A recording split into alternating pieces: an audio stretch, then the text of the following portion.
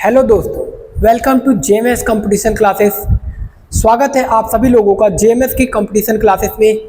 जैसा कि आप सभी लोग जानते हो कि जेएमएस कंपटीशन क्लासेस की सभी ऑनलाइन क्लासेस स्टार्ट हो चुकी हैं, जिससे सारे सब्जेक्ट स्टार्टिंग से कवर कराए जा रहे हैं। सारे सब्जेक्ट, वो चाहे पॉलिटी हो, ज्योग्राफी हो, हिस्ट्री हो, साइंस, मैथ, रीजनिंग, सभी सब्जेक्ट के सभी टीचर्स अपनी अपनी क्लास में अपनी क्लास को ऑनलाइन प्रोवाइड करना स्टार्ट कर दिए हैं। उसमें से आपकी ज्योग्राफी की क्लास भी हम स्टार्ट कर दिए हैं, जो कि संजय सर के द्वारा पढ़ाई जाएगी। और ये भूगोल जो है, सबसे पहले हम लोग डिस्कस करेंगे विश्व के भूगोल को। विश्व के भूगोल को हमने स्टार्ट किया है। सबसे जो पहला टॉपिक ब्रह्मांड, इसकी एक क्लास मैंने ऑलरेडी प्रोवाइड कर दिया है। एंड इसके पहले भी मैंने एक क्लास प्रोवाइड किया है जिसमें सिलेबस के बारे में बताया है। किसके बारे में? सिलेबस के बारे में अच्छे से डिस्कस किया गया है कि कैसे कैसे हम लोग भूगोल के सारे सब्जेक्ट, सारे टॉपिक को कवर करेंगे और कितने दिनों में कवर करेंगे। इन सारी रणनीतियों के बारे में हमने पहले वीडियो में डिस्कस किया है। और दूसरा जो वीडियो हमारा था ब्रह्मांड का पहला पार्ट, जिसमें हम लोगों ने बात किया था कि हमारा ब्रह्मांड क्या है, हमारा जो ब्रह्मांड है ये किन चीज़ों से मिलकर बना है, कैसे बना है। ठीक है, इन सब चीज़ों के बारे में हमने बात किया था पहली क्लास में। आज हमारी है दूसरी क्लास। तो पहली क्लास में हमने आप लोगों को बताया था कि हमारा ब्रह्मांड एक रहस्यमयी असीमित, और जिसके बारे में किसी को भी एकदम सटीक नॉलेज नहीं है कि हमारा ब्रह्मांड का डायमीटर क्या है, ब्रह्मांड की लंबाई कितनी है, कितना ब्रह्मांड फैल चुका है। इन सब चीज़ के बारे में किसी भी को एग्जैक्ट डाटा नहीं पता है। और क्योंकि हमारे पास ऐसी टेक्नोलॉजी नहीं है कि हम उसके बारे में पता करें। ठीक है, तो ब्रह्मांड के बारे में हमने बताया कि ब्रह्मांड की उत्पत्ति के बारे में बहुत सारे खगोलविदों ने अपने अपने विचार दिए, जिसमें से बेल्जियम के एक खगोलविद थे जिनका नाम जॉर्ज लेमेत्री था। उन्होंने सन 1927 में अपनी एक थ्योरी, जिसे बोला जाता है बिग बैंग थ्योरी, क्या बोला जाता है? बिग बैंग थ्योरी, या फिर इसे और दूसरे नाम से जाना जाता है महाविस्फोट का सिद्धांत, जो कि 1927 में दिया गया था। इस सिद्धांत में इन्होंने ये बताया कि हमारा जो ब्रह्मांड है स्टार्टिंग में इतना फैला हुआ नहीं था। ये एक सिमटा हुआ कण था, ये एक सिमटा हुआ अत्यधिक डेंस कण था, जिसका लगभग ये बात है लगभग 13.7 बिलियन ईयर को। ठीक है, कब की बात है? लगभग 13.7 अरब वर्ष पूर्व की बात है। हमारा जो ब्रह्मांड था एक सिमटा हुआ कण था। यहाँ पर वो कण आप देख सकते हो, यहाँ पर वो कण दिख रहा है।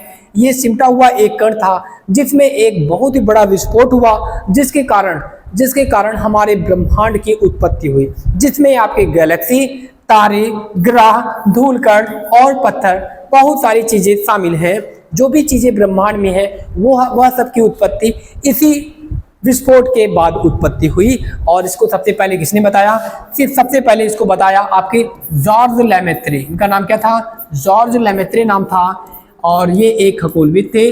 और ये कहाँ के थे? ये आपके थे बेल्जियम। कहाँ के थे? बेल्जियम देश से बिलोंग करते थे। और 1927 में इन्होंने इस थ्योरी के माध्यम से इसको अच्छे से समझाया। इन्होंने ये बताया कि हमारा ब्रह्मांड में जो भी चीजें हैं ये सब महाविस्फोट के बाद ही उत्पत्ति हुई। और ये विस्फोट इतना तेज था कि इस विस्फोट के बाद अभी भी हमारा जो ब्रह्मांड है इसका विस्तार होता जा रहा है।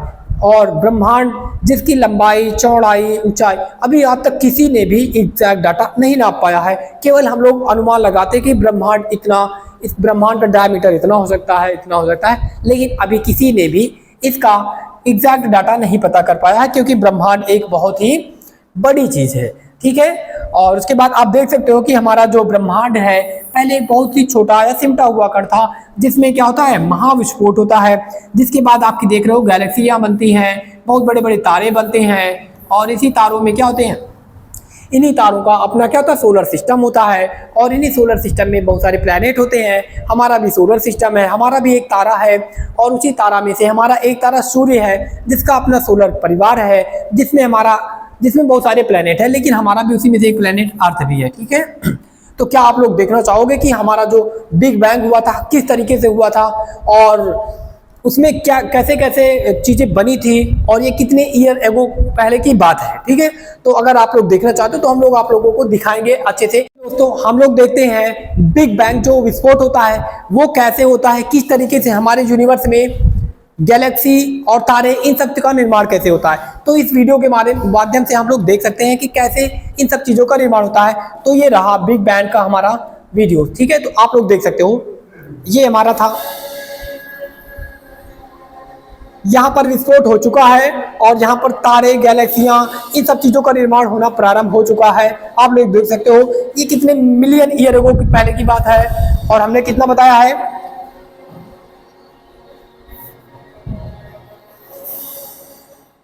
आप लोग देख सकते हो यहाँ पर मिलियन ईयर एगो चल रहा है। ठीक है, मैंने बताया 13.7 बिलियन ईयर एगो की पहले की ये बात है। तो ये जो क्राइटेरिया है अभी जाएगा 8.8 बिलियन, 9 बिलियन, 1 बिलियन, 9.2 बिलियन, 9.4, ये कहां तक जाएगा 13.7 बिलियन है वो। यहां पर आप देख सकते हो सारी चीजों का निर्माण इसी यूनिवर्स में हो रहा है। ये हमारी अर्थ है, अर्थ पर जो भी जीव बन रहे हैं ये सब इन्हीं के कारण बन रहे हैं। ठीक है, ये हो चुका 13.8 बिलियन ईयर एगो। ठीक है, तो ये कब की बात है, ये लगभग 13.7 या 13.8 वर्ष पूर्व की बात है जब हमारा ब्रह्मांड बना था। किसके कारण बना था, बिग बैंग के एक बहुत बड़े महाविस्फोट के बाद बना था। ठीक है, और ये किसने बताया, और ये बताया हमारे बेल्जियम के एक पादरी थे जिनका नाम था जॉर्ज लेमेत्रे। उन्होंने अपनी थ्योरी बिग बैंग में बताया। ठीक है, महाविस्फोट में बताया। तो चलते हैं हम लोग आगे नेक्स्ट। आप देख सकते हो यहाँ पर गैलेक्सियां वगैरह ये सब का निर्माण हो रहा है जिसमें हमारी भी एक गैलेक्सी है। ठीक है, आगे चल के हम आप लोगों को बताएंगे कि कैसे गैलेक्सियों का निर्माण हुआ, कैसे गैलेक्सियां बनी, कैसे तारे हमारे बने, कहाँ पर हमारी गैलेक्सियां हैं, तारा हमारा कहाँ पर है। ठीक है, ये सारी चीजों का हम लोग अच्छे से डिटेल में एनालिसिस करेंगे आगे क्लास में। ठीक है, तो आप लोग देख सकते हो ये हमारे बिग बैंग के बाद ये जो भी प्रक्रियाएं हो रही हैं यहाँ पर हो रही हैं। ठीक है, चलिए आगे चलिए दोस्तों, जैसा कि अभी हमने आपको दिखाया कि कैसे बिग बैंग हुआ और कैसे हमारे यूनिवर्स का निर्माण हुआ, कैसे गैलेक्सियां बनी, ये सब चीज़ों को हमने अच्छे से देखा वीडियो में। लेकिन जो वीडियो था वो काफ़ी स्पीड था जिसके कारण हम लोग उसमें समझ नहीं पाए। लेकिन इसको हम और अच्छे से आपको दिखाएंगे कि कैसे हमारे यूनिवर्स का निर्माण हुआ। ठीक है, चलिए थोड़ा सा हम लोग पढ़ते हैं कि ये जो सिद्धांत था बिग बैंग का, इसमें क्या क्या चीज़ें बोली गई थी और इसमें कौन कहा था, किसने बताया था। अभी हमने आपको बताया कि ये जो सिद्धांत था किसके द्वारा दिया गया था, ये जो सिद्धांत है वो जॉर्ज लेमेत्रे के द्वारा दिया गया था। ये है जॉर्ज लेमेत्रे। कौन है, जॉर्ज लेमेत्रे हैं। और ये कहाँ के आपके एस्ट्रोलॉजर थे, ये आपके थे बेल्जियम के। कहाँ के थे, बेल्जियम के थे। इन्होंने सर्वप्रथम इस थ्योरी को बताया। इस थ्योरी को इन्होंने दिया था बिग बैंग थ्योरी। इनकी थ्योरी का नाम था बिग बैंग, क्या नाम था, बिग बैंग थ्योरी। ठीक है, बिग बैंग का सिद्धांत क्या नाम था, बिग बैंग का सिद्धांत नाम था। और इन्होंने इसको कब दिया था, 1927 में। आपसे एग्जाम में डायरेक्टली क्वेश्चन आज पूछ लिया जाता है कि बिग बैंग थ्योरी का प्रतिपादन कब किया गया था, तो 1927 में किया गया था। ठीक है, कौन किया था, ये रहा बिग बैंग। और इसमें क्या बताया गया है कि 13.7 बिलियन ईयर एगो हमारे ब्रह्मांड का निर्माण होता है। कब होता है, 13.7 वर्ष पूर्व हमारे ब्रह्मांड का निर्माण होता है। और कैसे होता है, हमारा जो ब्रह्मांड होता है एक विस्फोट के कारण इसका निर्माण होता है। इसके पहले क्या होता है, हमारा ब्रह्मांड सिमटा हुआ होता है। कैसे होता है, मतलब हमारा जो ब्रह्मांड था उसमें जो भी चीजें थी वो इकट्ठा थी। वो क्या थी, एक सघन तरीके से, एक बहुत ही सॉलिड तरीके से एकदम क्या थी, एक कण के रूप में थी। ठीक है, एक कण के रूप में थी जिसके फलस्वरूप ब्रह्मांड की रचना होती है और आज भी जारी है। ठीक है, इसके बाद इसमें एक बहुत ही बड़ा विस्फोट होता है जिसके कारण हमारा ब्रह्मांड बनता है। और जो हमारा ब्रह्मांड है अभी भी क्या हो रहा है, फैलता जा रहा है। ठीक है, यह ऊर्जा जब विस्फोट होता है इसमें इतनी अधिक ऊर्जा निकलती है, कि इस ब्रह्मांड को वो अभी तक फैलाए जाती जा रही है। ठीक है, फैलाए जा रही है और सारी भौतिक मान्यताएं इसी एक ही घटना पर परिभाषित हो जाती हैं। ठीक है, जिसे बिग बैंग थ्योरी कहा जाता है। बिग बैंग थ्योरी के सिद्धांत के अनुसार यह ब्रह्मांड अति सघन था। क्या था, सघन का मतलब बहुत ही डेंस था, जिसके जो पार्टिकल्स होते हैं बहुत नजदीक नजदीक थे, ठीक है, उसे सघन बोला जाता है। और इसी सघनता का क्या था, जो कि एक प्रोटॉन से भी छोटा था, क्या था, एक प्रोटॉन से भी छोटा था। और इस सिद्धांत के अनुसार हमारे जो जॉर्ज लैमेत्रे थे, उन्होंने क्या बताया, उन्होंने ये बताया कि ये जो सिमटा हुआ कण था, इसमें बहुत ही बड़ा क्या होता है, विस्फोट होता है। और विस्फोट होने के बाद फिर हमारे इस ब्रह्मांड में सारी चीजों का निर्माण होता है, ठीक है, जिसमें आपकी गैलेक्सी हैं, तारे हैं, ग्रह हैं और बहुत सारे उल्कापिंड वगैरह सारी चीजें इसी में शामिल है। और इसको किसने बताया था, ये आपके बेल्जियम के एक पादरी थे जिनका नाम है जॉर्ज लेमेत्रे। अब आप लोगों को दिखाया जा रहा है, ये है आपका यूनिवर्स, ठीक है। आपका जब यूनिवर्स बना तब किस तरीके का दिखता था, तो जो यूनिवर्स बना ये पूरी तरीके का काला, किस कलर का, काले कलर का, ठीक है, ब्लैक कलर का। आपका जो यूनिवर्स है पूरा ब्लैक कलर का है, ठीक है। आपको लेकिन अभी लगता है कि हमारा जो ऊपर का है, ऊपर उजाला भी है काफी, तो ऐसा नहीं है। जहां पर तारे की रोशनी जाती है वहां पर उजाला दिखता है, जहां पर तारे की रोशनी नहीं जाती है वहां पर अंधेरा दिखता है, ठीक है। तो ये रहा आपका यूनिवर्स। आप देख सकते हो ब्रह्मांड कैसा है, इसमें देख सकते हो बहुत सारे तारे हैं, बहुत सारी गैलेक्सियां हैं, ठीक है, बाकी खाली स्पेस भी है, बाकी और भी ब्लैक मैटर भी है जिसे हम लोग नहीं देख सकते हैं, ठीक है। तो ये हमारा क्या है, पूरा ब्रह्मांड है, ठीक है। ब्रह्मांड की उत्पत्ति कैसे हुई, ब्रह्मांड क्या है, ब्रह्मांड में क्या क्या चीजें पाई जाती है, ठीक है। तो ब्रह्मांड की जब उत्पत्ति हुई तो अभी हमने बताया कि उसमें गैलेक्सियों की भी, उसमें कौन क्या क्या चीजें बना, इसमें आपके तारे बने, गैलेक्सियां बनी, प्लेनेट बना, ठीक है, और बड़े बड़े चट्टाने बनी, धूल कण मिट्टी, ये सारी चीजें भी आपके कहां पर है, ब्रह्मांड में ही है, ठीक है। यहाँ पर आपको अब जो अगला टॉपिक आपको पढ़ना है वो पढ़ना है गैलेक्सी, ठीक है। गैलेक्सी क्या चीज होती है, गैलेक्सी एक प्रकार से, गैलेक्सी क्या होता है, गैलेक्सी एक प्रकार से तारों, बहुत अरब तारों का एक समूह है, ठीक है। क्या है, इस गैलेक्सी में आपके बहुत सारे तारे हैं, धूलकण है, बहुत सारे उल्कापिंड है, पत्थर है, और इसमें बहुत सारी चीजों का एक क्या है, एक आप बोल सकते हो एक ग्रुप है, ठीक है, जो क्या करते रहता है, जो एक गुरुत्वाकर्षण से बंधा रहता है, क्या करता रहता है, गुरुत्वाकर्षण से बंधा रहता है। और ये गैलेक्सियां भी हमारे ब्रह्मांड का क्या करती रहती हैं, चक्कर लगाती रहती हैं। और हमारे ब्रह्मांड में बहुत सारी अरबों गैलेक्सियां हैं, जिसमें से हमारा जो सोलर सिस्टम स्थित है, हमारा जो सौर परिवार स्थित है, वो भी एक गैलेक्सी में ही स्थित है, वो भी एक गैलेक्सी में स्थित है। और इस गैलेक्सी को हम लोग क्या बोलते हैं, मिल्की वे बोलते हैं, क्या बोलते हैं, मिल्की वे बोलते हैं। और इसे हिंदी में क्या बोलते हैं, दुग्ध मेखला बोलते हैं, क्या बोलते हैं, दुग्ध मेखला बोलते हैं। ये हमारा जो सूर्य, हमारा जो सौर परिवार या फिर हमारा जो सोलर सिस्टम स्थित है, इसी गैलेक्सी में स्थित है, ठीक है। अभी हमने बताया कि एक गैलेक्सी में लगभग 100-200 बिलियन से भी अधिक तारे उपस्थित हो सकते हैं, जिसमें हमारा सूर्य एक तारा भी क्या है, एक है। इन्हीं गैलेक्सी में से हमारा सूर्य भी एक तारा ही है। हमारे सूर्य के पास, आपको पता है, हमारे सूर्य के पास अपना सोलर क्या परिवार है। सोलर परिवार का मतलब ये कि सूर्य के चारों तरफ 8 प्लैनेट क्या करते हैं, चक्कर लगाते हैं, ठीक है, क्या करते हैं, चक्कर लगाते हैं। और उन्हीं 8 प्लैनेट में से हमारा भी एक प्लैनेट है जिसे हम लोग बोलते हैं अर्थ, है ना, क्या बोलते हैं ये रहा आपका सूर्य, ये क्या है आपका, ये आपका रहा सूर्य। और उसके बाद सूर्य के चारों तरफ आपको पता है हमारे 8 प्लैनेट ऐसे लाइन से क्या कर रहे हैं, अपनी अपनी कक्षा में चक्कर लगा रहे हैं, 1 2 3 4 5 6 7 8, ठीक है। सपोज दैट ये प्लूटो है, अब इसे ग्रह की उपाधि नहीं दिया गया है ना। तो ये आपका रहा सूर्य, ये क्या है आपका सूर्य है। और इसके चारों तरफ ग्रह प्लैनेट क्या कर रहे हैं, चक्कर लगा रहे हैं अपनी अपनी कक्षा में, अपनी अपनी कक्षा में चक्कर लगा रहे हैं। पहला जो प्लैनेट है उसे हम लोग बोलते हैं मरकरी, दूसरा प्लैनेट है वीनस, तीसरा प्लैनेट है अर्थ, चौथा प्लैनेट है आपका Mars, Jupiter, Saturn, Uranus and Neptune, इसे क्या बोलते हैं, प्लूटो। हालांकि प्लूटो को 2006 में ग्रह की उपाधि से हटा दिया गया, ठीक है, 2006 में प्लूटो को ग्रह की उपाधि से हटा दिया है। कौन हटाया था, IAU हटाया है ना।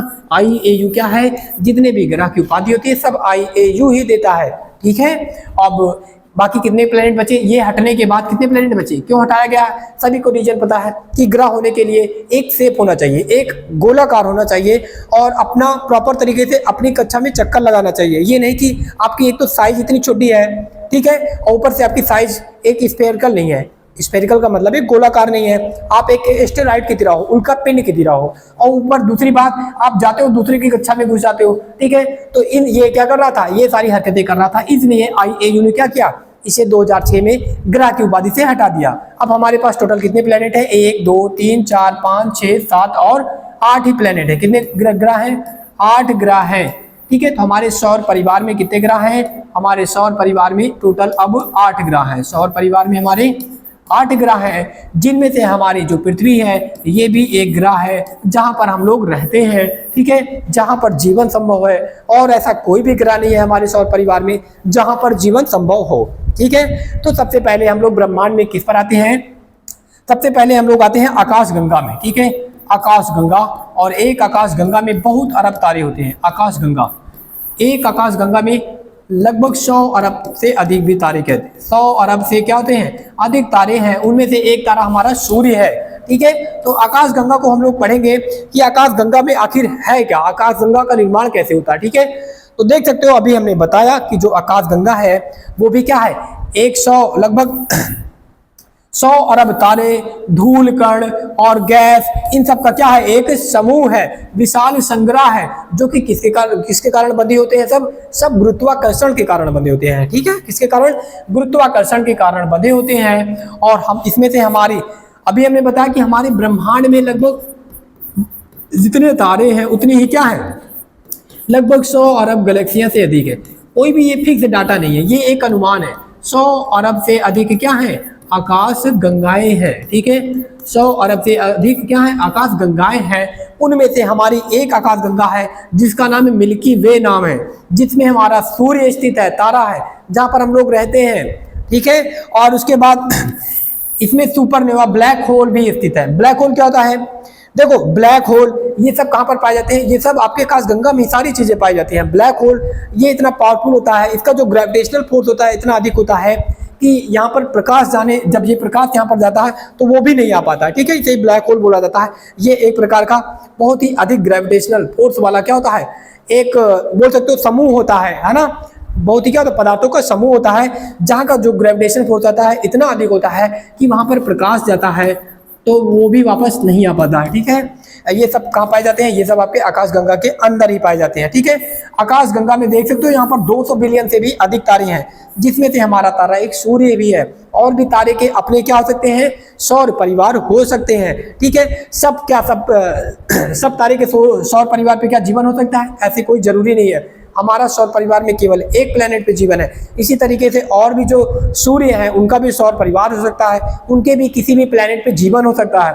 और हम लोग ये इस चीज़ों को क्या कर रहे हैं, लगातार सर्च कर रहे हैं कि हमारे नज़दीक का तारा कौन सा है जिस पर जीवन उपस्थित हो, क्योंकि हमारी पृथ्वी का भी क्या है, अपना एक आयु है। हमारी पृथ्वी की भी क्या है, अपनी एक आयु है। एक आयु के बाद, एक टाइम के बाद हमारी पृथ्वी भी क्या हो जाएगी, समाप्त हो जाएगी। हमारा जो सूर्य है इसका भी एक क्या है, आयु है, ठीक है। हमारा सूर्य भी क्या हो जाएगा, एक टाइम के बाद समाप्त हो जाएगा। हमारी जो गैलेक्सी है इसकी भी अपनी एक आयु है, लगभग 4 बिलियन बाद ये अपनी ये जो मिल्की वे है, कि ये किससे टकरा जाएगी, लगभग 4 बिलियन के बाद, 4 बिलियन वर्ष के बाद ये जो हमारी गैलेक्सी मिल्की वे है ये टकरा जाएगी किससे, मिल्की वे जो है ये टकरा जाएगी एंड्रोमेडा से, ठीक है। एंड्रोमेडा से टकरा जाएगी, ठीक है। और क्या ये दोनों गैलेक्सियां जब टकराएंगी तो क्या बचेंगी, क्या नहीं बचेगा, कुछ भी नहीं बचेगा, ठीक है। सारा चीज क्या हो जाएगा, खत्म हो जाएगा। तो सब चीज का अपना टाइम होता है, वो एक टाइम के बाद सारी चीजें समाप्त हो जाएंगी, ठीक है। लेकिन ये टाइम इतना ज्यादा है कि इसमें हम लोगों का आने वाली बहुत सारी पीढ़ियां क्या हो जाएंगी, समाप्त हो जाएंगी, है ना। तो ठीक है, आज की क्लास में हम लोग गैलेक्सी तक देखते हैं। बाकी की जो क्लास है हम लोग, बाकी के जो टॉपिक हैं नेक्स्ट, जैसे हम लोग नेक्स्ट पढ़ेंगे सौर मंडल। क्या पढ़ेंगे, सौर मंडल पढ़ेंगे, जिसे हम लोग क्या बोलते हैं, सौर परिवार भी बोलते हैं, सोलर सिस्टम, ठीक है। सोलर सिस्टम हम लोग नेक्स्ट टॉपिक में पढ़ेंगे। हम लोग सारे टॉपिक को टुकड़ों में विभाजित करके पढ़ेंगे ताकि क्लास अच्छे से समझ में आ जाए। तो आपको मुझे उम्मीद है कि आप सभी लोगों को ब्रह्मांड क्या होता है, गैलेक्सियां क्या होती हैं एंड बिग बैंग थ्योरी क्या है, ये सारी चीज़ें समझ में आ गई होंगी। और जो भी चीज़ें बच रही हैं, जो भी टॉपिक बच रहा है उसे हम लोग नेक्स्ट क्लास में बहुत ही अच्छे से समझेंगे। अगर वीडियो अच्छा लगा हो, क्लास अच्छी लगी हो तो अपने दोस्तों में जरूर शेयर करिए। और हमारी एक नई मुहिम जो हमने ऑनलाइन क्लास का छेड़ा है, हमारे कोचिंग के चैनल को आप लोग अच्छे से सब्सक्राइब करिए, JMS कंपटीशन क्लासेस को सब्सक्राइब करिए और अपने दोस्तों तक इस वीडियो को जरूर भेजिए। मिलते हैं नेक्स्ट क्लास में, तब तक के लिए जय हिंद, जय भारत।